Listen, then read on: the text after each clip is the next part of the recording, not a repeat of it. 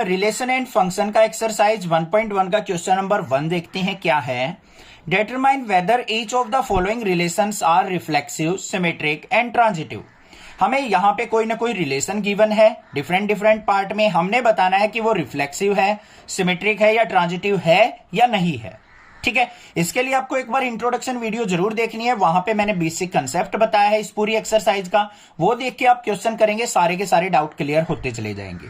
अब इस क्वेश्चन के अंदर भी देख लो क्या है, हमें एक सेट दे रखा है बच्चों, a is equal to 1, 2, 3 up to 14 तक। ये हमारे एलिमेंट्स प्रेजेंट है सेट ए के अंदर, और जो रिलेशन हमें दे रखा है वो क्या दे रखा है, एक्स वाई का relation, such that 3x minus y is equal to 0।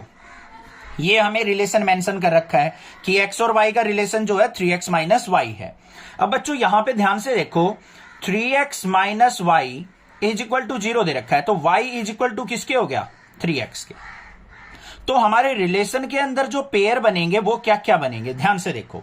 जब हम x की वैल्यू 1 पुट करेंगे तो y की वैल्यू हमें क्या मिलेगी, 3। देखो y is equal to 3 into 1, तो 3 1 जा 3, y की वैल्यू 3 मिल रही है, तो 1 पुट करने के बाद हमें 3 मिल रहा है, ये पेयर बन गया। फिर हम 2 पुट करेंगे, 2 3 जा 6, 2 और 6 मिलेगा। फिर 3 पुट करेंगे, 3,9 मिलेगा। 4 पुट करेंगे, 4,12 मिलेगा।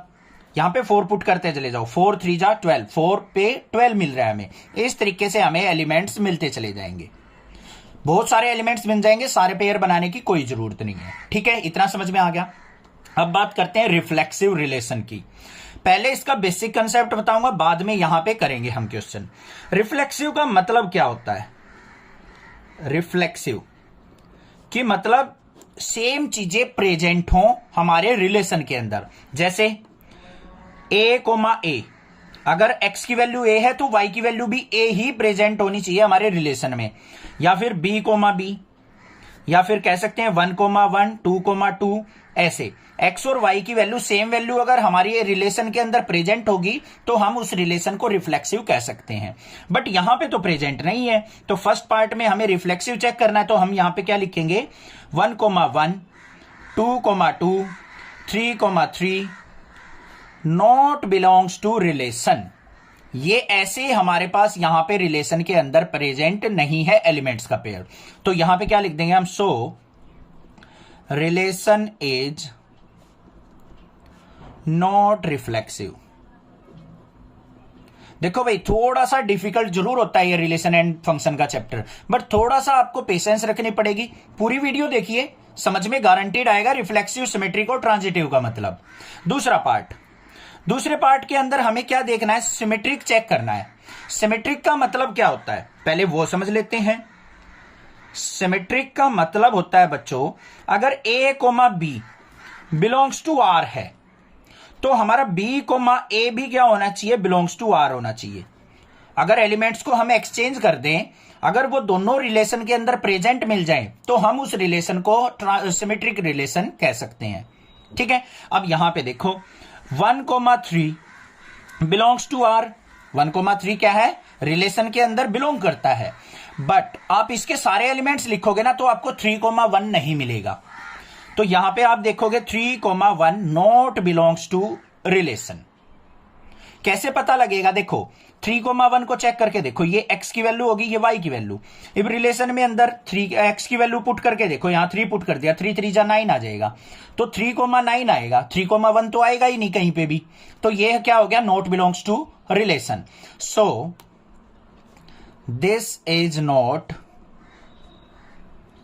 सिमेट्रिक, तो ये रिलेशन सिमेट्रिक नहीं है। हो गया क्लियर।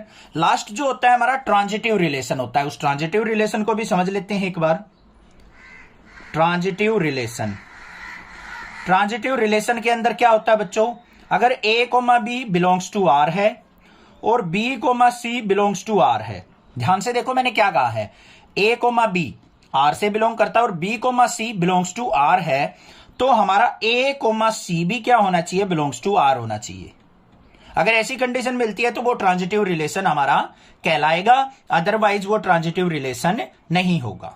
अब एग्जाम्पल देख लो यहां पे 1339 इस पेयर को उठा लो, तो यहां पे थर्ड पार्ट में क्या लिखेंगे हम 1,3 बिलोंग्स टू आर है, बिल्कुल है भाई 1 और 3 आर के अंदर प्रेजेंट है, और 3,9 ये भी बिलोंग्स टू आर है, बट 1 और 3 देखो 3 तो इक्वल हो गया यहां पे बी और बी, ए और सी चेक करना है अब हमें, तो ए 1 और 9 1,9 नॉट बिलोंग्स टू रिलेशन, तो यहां पे क्या लिख देंगे हम सो this is not transitive, this is not transitive. बस इस तरीके से आपको पहचानना है। समझ में आ गया होगा, क्लियर है फर्स्ट पार्ट, कोई दिक्कत नहीं होनी चाहिए। बाकी सेकंड पार्ट करेंगे और डाउट क्लियर हो जाएगा। सेकंड पार्ट को देखते हैं। सेकंड पार्ट के अंदर हमें क्या दे रखा है, relation R in the set N of natural numbers. N क्या है, सेट ऑफ नेचुरल नंबर्स है, defined as relation equal to x comma y such that y is equal to x plus 5 and x less than 4। तो इस relation को कैसे लिखेंगे, ध्यान से देखो। पहले तो सेट दे रखा है हमें नेचुरल नंबर्स का, तो सेकंड पार्ट के अंदर हम ए सेट मान लेते हैं, नेचुरल नंबर्स का सेट। नेचुरल नंबर के अंदर क्या आ जाएंगे, हमारे बहुत सारे एलिमेंट आ जाएंगे, जैसे 1 2 3 4 अप टू इंफिनिटी, 1 2 3 इस तरीके से हमारे एलिमेंट्स प्रेजेंट होंगे। अब रिलेशन जो दे रखा है हमें बच्चों, वो क्या है, एक्स वाई का रिलेशन हमें दे रखा है such that y is equal to क्या है, एक्स प्लस 5 के, ये दे रखा है। और x की वैल्यू हमें क्या करनी है, 4 से बिलो लेनी है। तो रिलेशन के अंदर एलिमेंट्स क्या क्या आ जाएंगे, ध्यान से देख लो। पहले x की जगह अगर मैं 1 पुट करता हूं तो y की वैल्यू क्या आ जाएगी, 6, तो 1,6 आ गया। अगर मैं x की वैल्यू 2 पुट करता हूं तो y की वैल्यू 7 मिल जाएगी। x की वैल्यू अगर 3 पुट करता हूं तो y की वैल्यू मुझे 8 मिल जाएगी। ये एलिमेंट्स मेरे प्रेजेंट हो गए। आ गई बात समझ में, क्लियर है। अगर ये कंडीशन ना दे रखी होती तो आगे भी वैल्यू पुट करके देख लेते हम।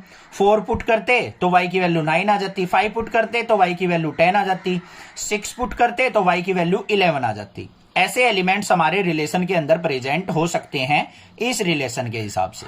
बन गया रिलेशन। अब फर्स्ट चेक करना है हमें रिफ्लेक्सिव है या नहीं है।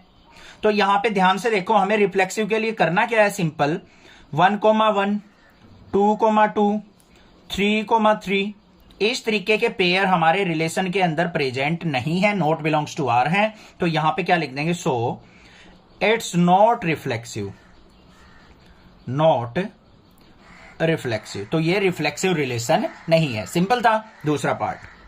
दूसरे पार्ट के अंदर क्या होता है, हमारा सिमेट्री चेक करने के लिए हमें क्या करना होता है, अगर a कोमा b हमारा रिलेशन में है तो b कोमा a भी हमारा रिलेशन के अंदर होना चाहिए। तो यहां पे देख लेते हैं बच्चों, कोई भी पेयर 1,6 बिलोंग्स टू r है, बट इसका उल्टा 6,1 नॉट बिलोंग्स टू r। मतलब जब आप x की वैल्यू 6 रखोगे तो y की वैल्यू क्या मिलेगी आपको, 11 मिलेगी, ना कि 1। तो ये तो प्रेजेंट ही नहीं होगा इसके अंदर कभी भी। तो ये क्या हो जाएगा, नॉट सिमेट्रिक, नॉट सिमेट्रिक। हो गया क्लियर। थर्ड वाले पार्ट पे भी चल पड़ते हैं भाई। थर्ड वाले में क्या होगा, ट्रांजिटिव के लिए हमें क्या चेक करना होता है कि a कोमा b अगर रिलेशन में है और b कोमा c रिलेशन में है तो हमारा a कोमा c भी रिलेशन में होना चाहिए। तो देखते हैं उसको कैसे करेंगे। यहां पे एग्जांपल ले लेते हैं हम, जैसे 1,6 बिलोंग्स टू r है, 1,6 बिलोंग्स टू r है, और 6,11 ये भी बिलोंग्स टू r है। देखो कैसे, यहां पे वैल्यू बेसिक से प्रेजेंट नहीं है। अगर मैं x की जगह 6 पुट करूं बच्चों तो y की वैल्यू मिलेगी क्या मुझे, 6 और 5 11, तो 6 और 11 ही तो मिलेगी इस रिलेशन से। तो ये भी हमारा रिलेशन के अंदर हो सकता है अगर x लेस देन 4 ना दे रखा हो तो ये भी हो सकता है। बट 1,11 कभी भी हमारा रिलेशन के अंदर प्रेजेंट नहीं हो सकता इस कंडीशन के हिसाब से। मतलब जब आप x की वैल्यू 1 पुट करोगे तो y की वैल्यू आपको 6 मिलेगी, ना कि 11। तो ये पेयर हमारा यहां पे इस रिलेशन में कभी भी हो ही नहीं सकता। तो ये क्या लिख देंगे हम, नॉट ट्रांजिटिव, नॉट ट्रांजिटिव। अब बुक के अंदर ये ट्रांजिटिव दे रखा है, गलत दे रखा है, ध्यान रखना, कहीं ये सोचो सर गलत है, गलत है, आपका आंसर गलत है। ठीक है, समझ में आ गया। मेरे आंसर को मत देखो यार, अपने कंसेप्ट को देखो। आप अपना कंसेप्ट ट्राई करके देखो, अपना दिमाग लगा के देखो, क्या x की वैल्यू 1 पुट करने के बाद y की वैल्यू हमें 11 मिल सकती है? कभी भी नहीं मिलेगी, क्योंकि रिलेशन तो हमें y equal to x plus 5 दे रखा है बच्चों।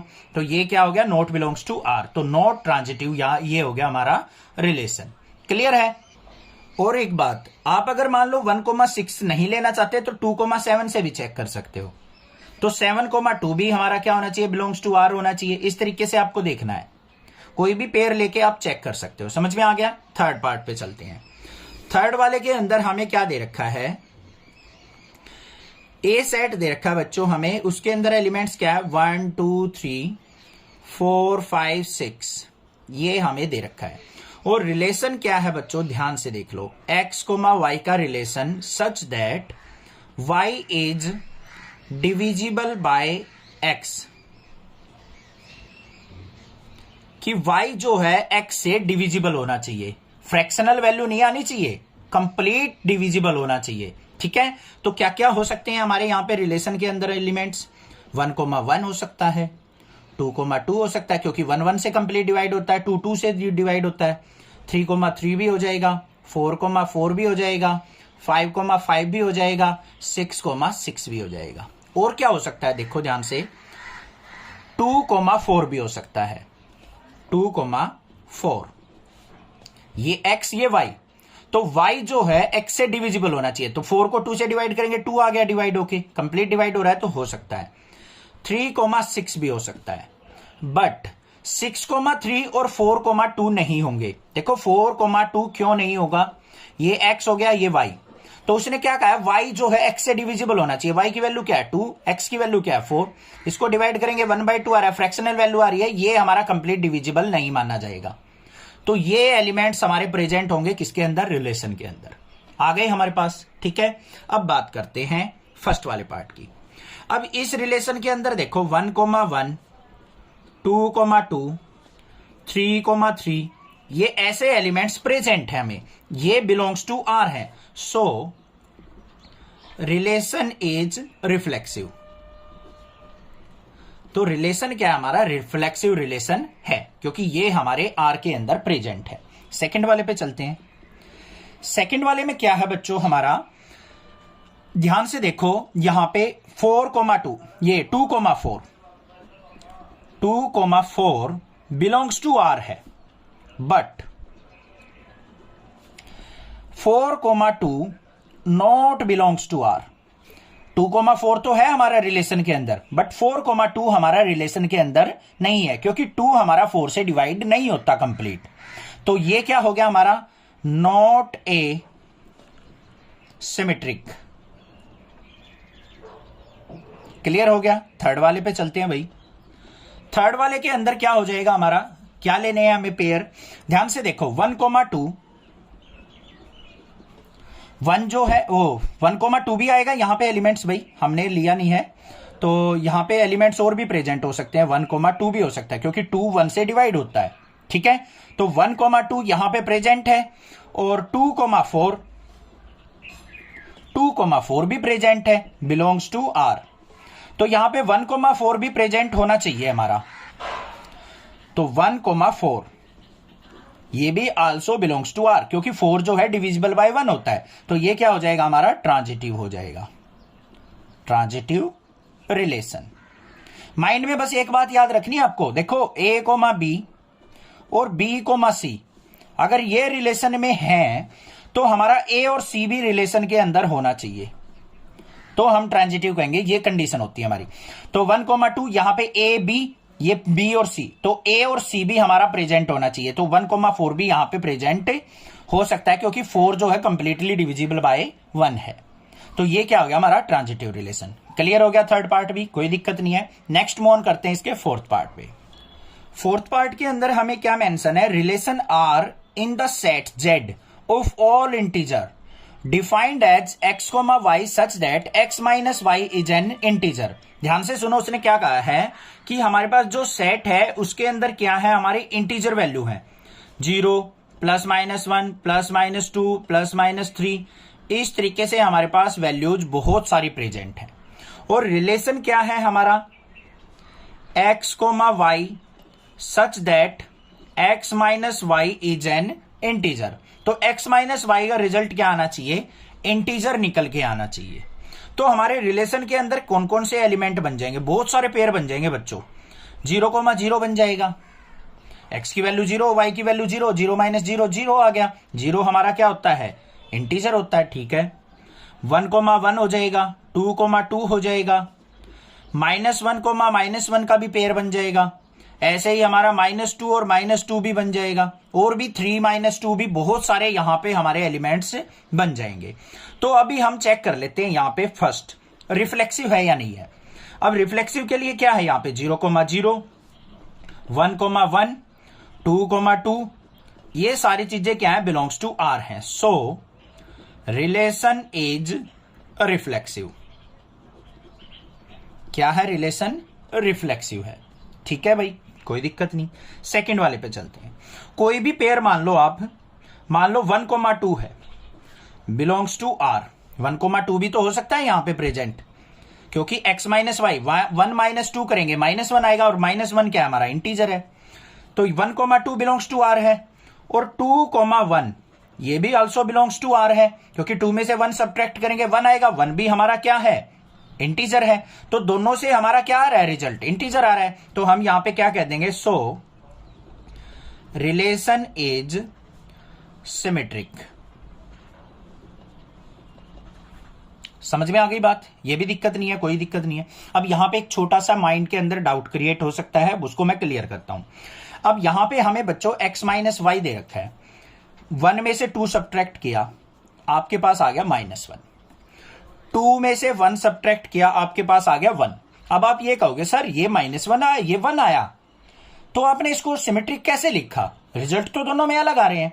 बच्चों हमें यहां पे रिजल्ट नहीं देखना है, हमें यहां पे क्या कह रखा है, जो रिजल्ट है वो इंटीजर होना चाहिए। क्या होना चाहिए, हमें बस ये चेक करना है कि रिजल्ट जो है वो इंटीजर आ रहा है या नहीं। इससे भी इंटीजर आ रहा है हमारा, इससे भी इंटीजर आ रहा है, इसका मतलब ये दोनों रिलेशन हमारे यहां पे प्रेजेंट हैं। तो इसका मतलब ये क्या हो गया, सिमेट्रिक। क्लियर हो गई बात। थर्ड वाले पे चलते हैं। थर्ड वाले के अंदर क्या होगा, ध्यान से देखो, 1,2 अगर बिलोंग्स टू आर है, अभी हमने देखा था 1,2 इससे बिलोंग करता है, और 2,3 ये भी बिलोंग्स टू आर है। 2 और 3 भी तो हो सकता है, दोनों का डिफरेंस 1 आएगा, वो भी वो क्या होता है, इंटीजर। तो हमारा 1,3 भी क्या होगा बच्चों, बिलोंग्स टू आर होगा, क्योंकि इनके डिफरेंस से हमेशा इंटीजर वैल्यू ही मिलेगी। तो ये क्या हो जाएगा हमारा, ये ट्रांजिटिव भी हो जाएगा, ट्रांजिटिव रिलेशन। आ गई बात समझ में, क्लियर है। थोड़ा सा माइंड को स्ट्रेस फ्री करके जब ये चैप्टर करना है, जब जाके समझ में आएगा। और 1-2 बार वीडियो देखिए आप, क्लियर हो जाएगा आपको, बिल्कुल गारंटीड, ठीक है। समझ में आ गए, क्वेश्चंस क्लियर है। 5th पार्ट की वीडियो में नेक्स्ट वीडियो में बनाऊंगा, क्योंकि बहुत ज्यादा लंबी वीडियो हो जाएगी। उस क्वेश्चन के अंदर भी 5 पार्ट्स हैं, तो लिंक आपको आई बटन पे मिल जाएगा, और प्लेलिस्ट में भी नेक्स्ट वीडियो ही आपको वो 5th पार्ट की मिल जाएगी, वहां से जाके आप देख सकते हैं। चैनल को सब्सक्राइब कीजिए, लाइक कीजिए और शेयर कीजिए। Thank you students for watching your channel. Next classes.